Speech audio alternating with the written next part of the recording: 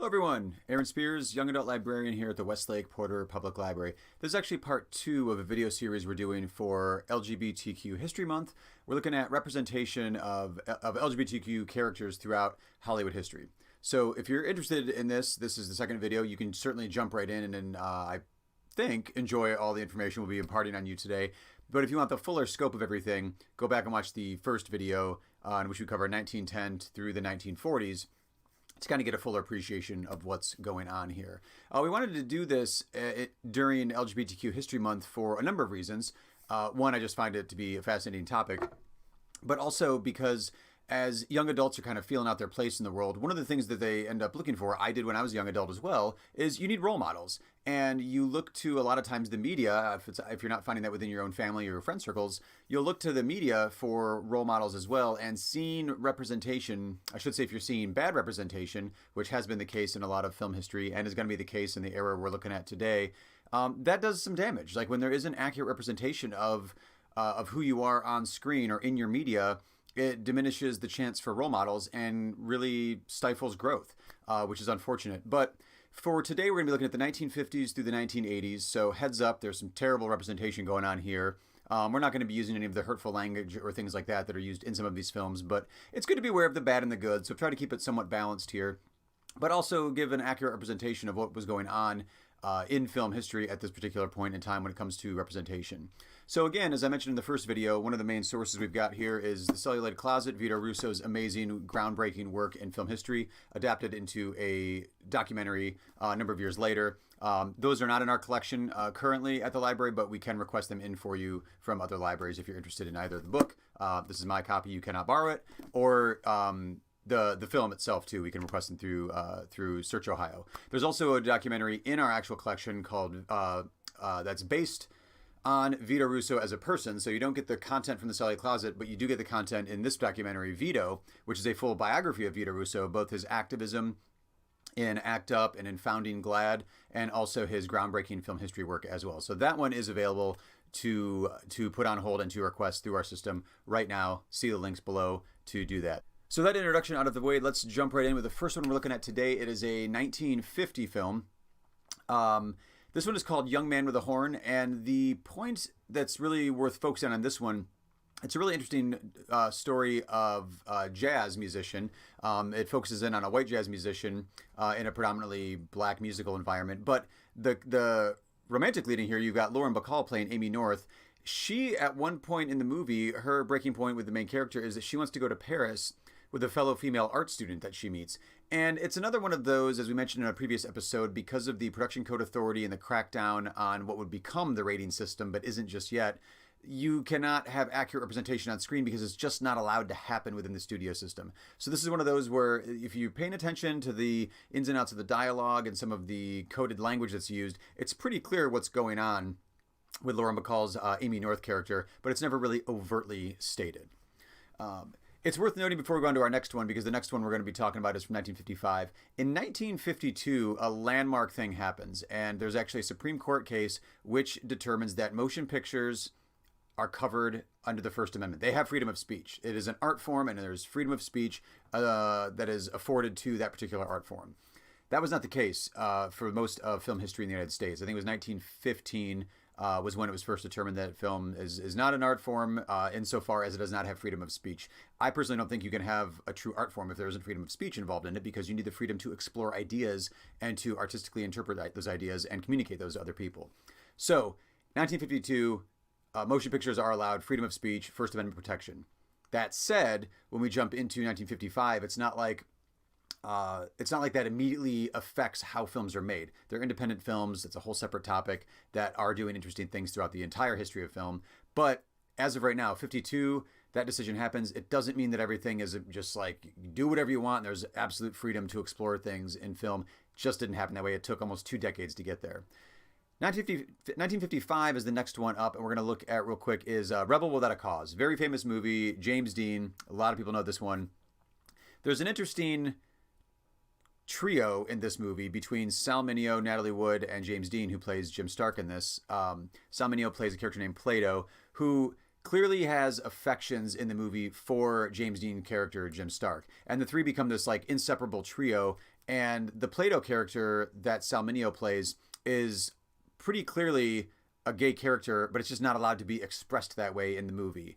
And this is, of course, the era where if you do have any hint of an LGBTQ character, they're almost always condemned to death or some sort of punishment by the end, because the Production Code Authority was in effect and they did not want any of their deviant lifestyles, as they called that, portrayed on film in a positive light.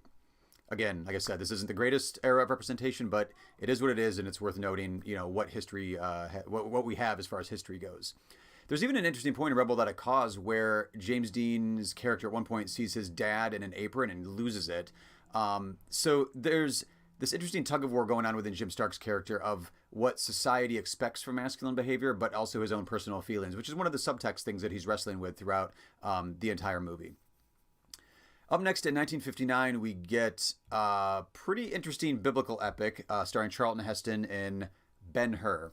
There's not very coded, I guess I would say, submerged gay subtext in this particular film between Messala and Ben-Hur, and there's even some interviews you can find with Tony Curtis and the screenwriter for Ben-Hur talking about how, like, no, this was not very overt. This is pretty overt if you're watching this movie. So if you do go for the classic Ben-Hur 1959, keep an eye out on the way that the film is photographed and edited together, and the looks that people are giving each other, specifically through Charlton Heston and the Messala character as well. There's another interesting film in 1959 that Gore Vidal wrote as the screenwriter called Suddenly Last Summer. I chose this one because, well, one, we have it in our collection, so you can check it out and watch it for yourself and see what you think of it. This was an era in the 50s and 60s where there were a lot of plays being adapted for film, because obviously, like we mentioned in a previous episode, hit novel can equal hit movie. Same thing can go for a play. Hit play can be a hit movie. Now, Suddenly Last Summer is a fairly famous Tennessee Williams play that has a storyline involving a gay man that is completely written out of the movie screenplay. And so the star of this film, Elizabeth Taylor, she plays a woman who is about to be institutionalized for a severe emotional disturbance that occurred to her when she saw her cousin, the gay man we were just talking about, killed by a mob while on a holiday in Europe. So she is basically going to be committed and ended up having a lobotomy as a way to keep this family secret from getting out, and so that way no one knows that this cousin of hers was a gay man. So in the play, it's overtly stated, and in the movie, you could watch the whole thing and be like, wait, why did the mob just kill that guy? It's so submerged as to almost not even be there whatsoever. Gore Vidal, the screenwriter on this one, he said in an interview, quote, "My screenplay was perfectly explicit, and then the Catholic Church struck." And what he means by that is there was this thing called the Catholic Legion of Decency that was really promoting family values as they saw it, and censorship of films, and worked with the Production Code Authority to make sure that at a script level, none of this content would get into the movie. So it wasn't even like they filmed it and then edited it out later. It was script approval, which means it was, ideally the best form of censorship, which is the worst form, which is the idea doesn't even come to fruition. It doesn't even get to happen in the first place. I do find it questionable, though. Why are you selecting these plays that have content that you immediately want to edit out? So now we get to 1962 and Advise and Consent. This is an Otto Preminger film, and he's worth noting for a number of reasons. In the particular case we're looking at here with Advise and Consent, he established a lot of firsts for a Hollywood film. Now, I should say as well, as I just mentioned a minute ago with the Production Code Authority and the censorship at a script level, that was within the studio system. By the time you get to the 60s, the studio system is not quite as strong as it used to be. So in the golden age of Hollywood, throughout like the 40s and 50s, we'll say, if you were an actor, if you were a Doris Day or a Rock Hudson, you had a contract with this studio, and you just showed up to work, and that's where you filmed movies, and that's where you made movies, and that's where you did that's where your job was. It was your job. Now, by the time we get to this era, you've got Otto Preminger, who has had financial success with writing, directing, and producing films. So he has the freedom because he has the money to have the freedom. But he doesn't work within just, a specific studio. He'll put together his own projects. And since the studio system's falling apart, actors are free to not just stay here at their job. They can go out and I want to work on this project. I want to work on this project. I want to work on this project. They're free to move around and select their projects on personal taste basis. Some people still stay employed as studio contract players. Totally fine.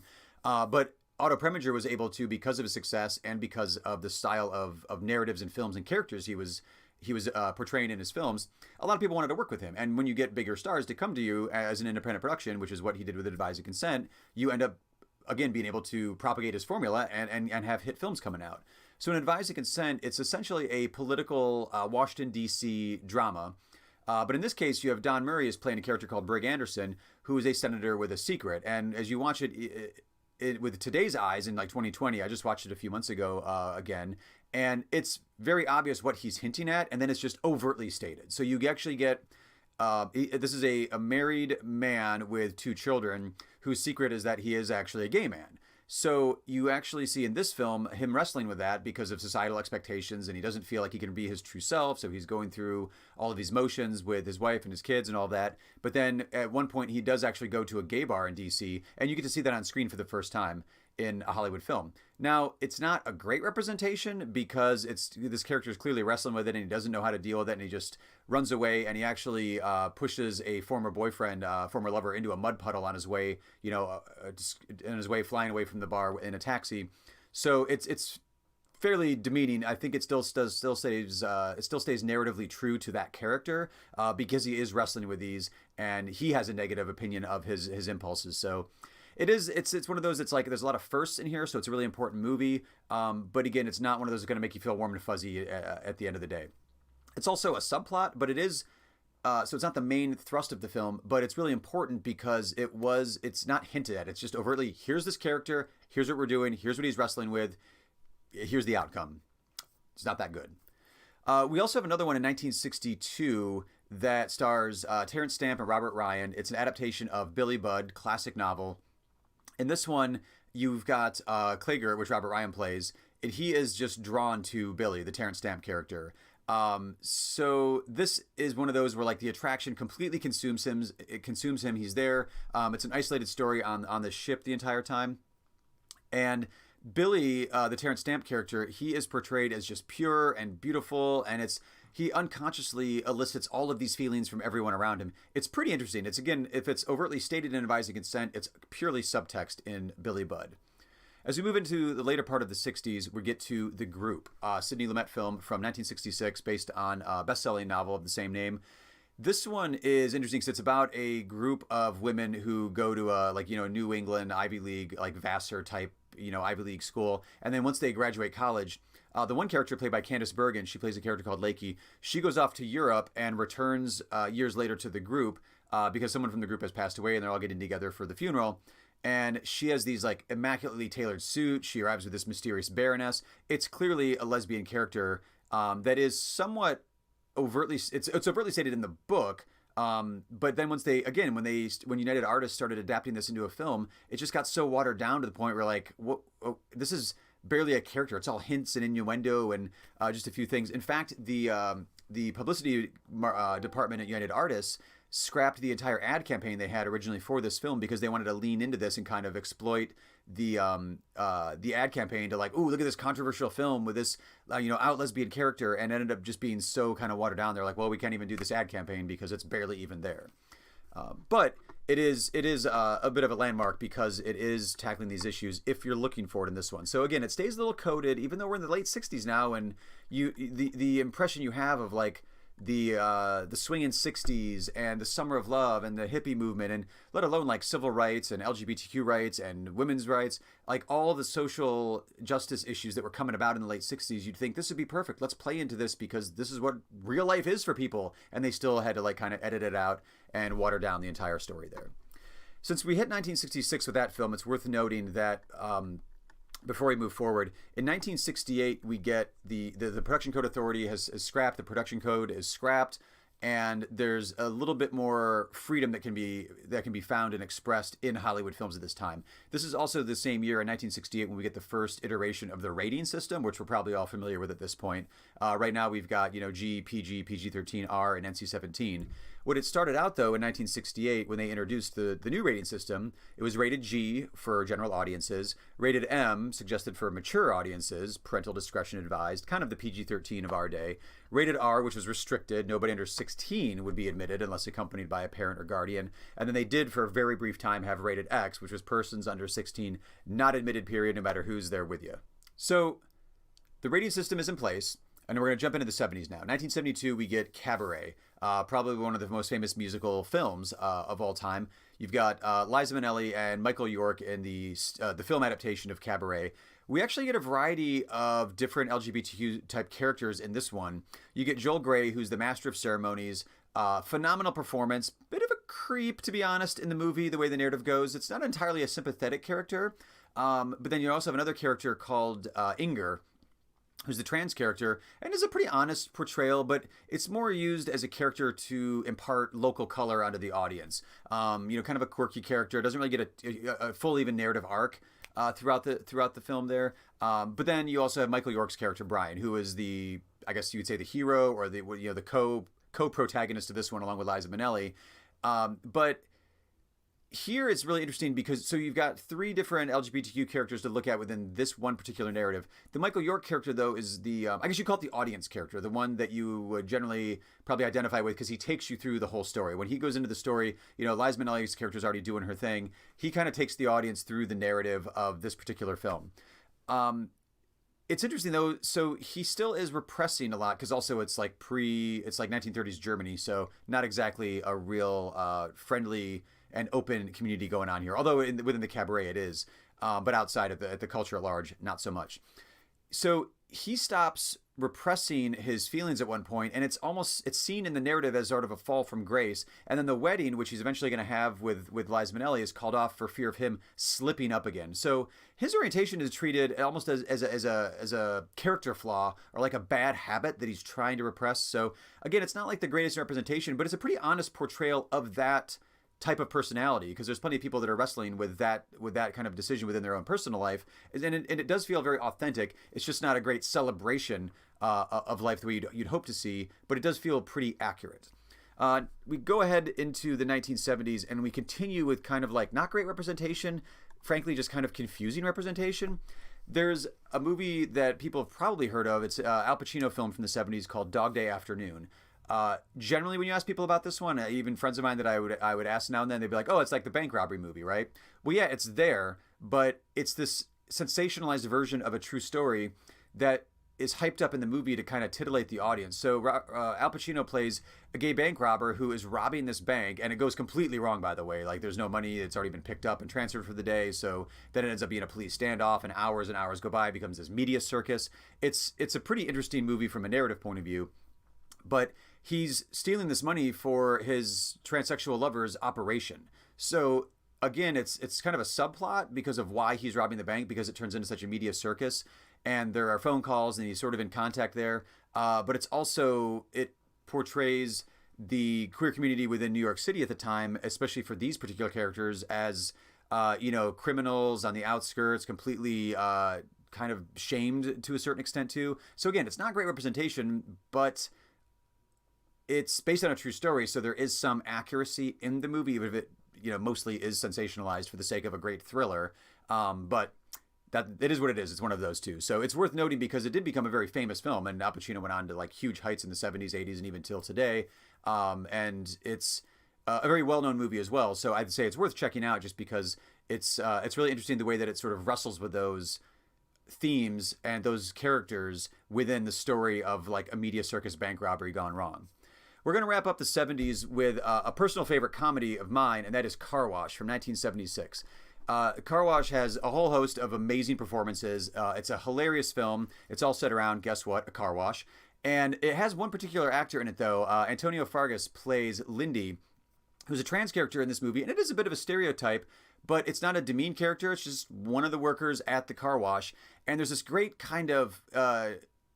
It's a hilarious part because most of the movie's a comedy, so like everybody's doing their own lifting as far as the comedic weight goes in this particular narrative. But this character has a great sense of militancy about Lindy, and he's at one point another character accuses him of being a black man whom the white man has robbed of his masculinity, and Lindy's response is, "Honey, I'm more a man than you'll ever be, and more a woman than you'll ever get." And then everybody was like, "Oh my gosh," and because it's a great takedown line, and it's not played broadly for laughs any more than any other character is within a comedy. So I find it to be a really interesting early sign of hope that there's some good representation coming along. That is Car Wash from 1976. All right, so we had a couple more to look at now because we do want to get into the 80s a little bit because we're going through the 80s today. And the first one we want to look at, it's sort of weird. So the first one we're going to look at is The Color Purple, which falls victim to a bunch of the tropes we've already talked about going back to the 50s, where why are you adapting a book or a play? It's a book in this case, Alice Walker's Pulitzer Prize winning book in this case. Why are you changing so much stuff from the book in order to make the film? So this is a Spielberg film from '82, again based on Alice Walker. And one of the plot threads in here is for Celie, the character played by Whoopi Goldberg. Now, the word lesbianism is never mentioned in the novel, and it's never mentioned at all in the film. But you do have this Celie's character in the film and in the book, obviously, as well. But the film completely sanitizes her relationship to basically a series of chaste little like kisses here and there in order to, as the Spielberg quote about this and why he chose to do this in the movie was he wanted to beg acceptance from a wider mass audience, and he wanted to just have these little tiny moments so that the mass audience would actually watch and be able to respond to this book. I feel like if you're a good director, you don't need to do that. You can build empathy very easily, not very easily, but if you're a good director, you can build empathy with your characters, and Spielberg is a good director. So I think he kind of copped out on this one a little bit. And again, there is some representation there, so that is good. But it's one of those, it's a Pulitzer Prize winning book. Spielberg is a very well-known, famous Academy Award winning filmmaker by this point. Just do the book. The other one from the 80s we want to take a quick look at is you can't look at the 80s, and especially from a young adult librarian and a youth point of view, and not address a little bit of the kind of John Hughes, Brat Pack teen universe. The one that drives me up the wall a lot, and then also Vito Russo very eloquently spends several pages in his book going on about and doing an in-depth analysis of, is St. Elmo's Fire from 1985. So this is actually a Joel Schumacher film. And this one gets extra complicated because Joel Schumacher was an out gay man working in Hollywood, one of the most successful, financially speaking, like box office wise, out gay directors that Hollywood has ever seen. So it kind of bums me out that he wasn't pushing more for better representation in this screenplay, but then also in the film that ended up being made. So you have this character played by Andrew McCarthy in the film. He plays a Washington Post writer who is suspected of being gay because he hasn't had a date with a woman in over a year. So the narrative trope from this goes back to like the 30s of like, oh, you haven't been on a date. Oh, you must be gay. Like, it's old at this point by the time we get to the 80s. But it turns out he's actually in love with his best friend's girlfriend, and this type of character then that Andrew McCarthy's playing in this movie is one of these ones where it's meant to teach the audience a lesson of like, oh, poets, intellectuals, sensitive male characters, while they may be suspected of being gay by some other characters in the movie, it turns out they're actually straight, and everybody learns a lesson that real men, quote unquote, can be sensitive too. And it's also doubly frustrating in this particular movie because there is an actual gay character in this film that ends up playing the overt kind of quote sissy character as Vito Russo. He has a whole section in his book about like how awful like the sissy character is and the tropes that go along with that. But you have this character as one of this overt sissy type character in St. Elmo's Fire, who is Demi Moore's next door neighbor, and it's played entirely for comedy. And there's no pathos, there's no emotional payoff, there's no real arc for that character. There's nothing to do except for like have some comedic reactions when things go wrong. So I found that one to be a little disappointing when it's one of those like what could have been versus what actually ended up being in that particular case. So that's it. We're wrapping it up for this particular episode. That was a very, very brief synopsis and some bullet point film descriptions from the 50s through the 80s. There are links down here. You can click through to reserve any of those films. Again, my opinions aside, they're all worth watching. They're interesting aspects of representation. I did edit out some of the like the horrible versions and the horrible portrayals that go along in this particular era. So I tried to focus on the more interesting ones that have a little bit of, that are a little bit more dynamic, I think, that are a little bit more interesting. There's a little bit more you can kind of chew on and think about and mull over. Even if they aren't the best, there's still something there that's worth giving it a shot, worth thinking about. Join us again in our next video when we're going to cover the 1990s to the present.